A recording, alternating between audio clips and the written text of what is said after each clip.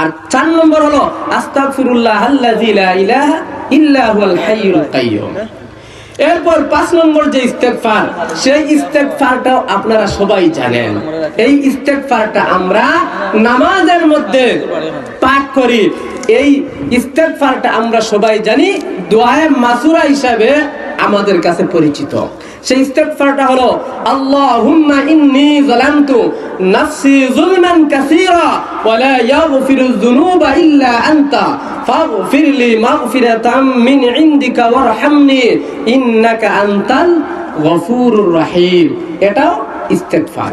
চেষ্টা করবেন আমি যে 5টি ইস্তেগফারের কথা বলেছি, এই 5টি ইস্তেগফার যেন আপনারা মুখস্থ করেন এবং সদা সর্বদা এই ইস্তেগফারগুলার আমল করার চেষ্টা করবেন। ওয়া মা তাওফীক ইল্লা বিল্লাহ আলাইহি তাওয়াক্কালতু ওয়া ইলাইহি উনীব।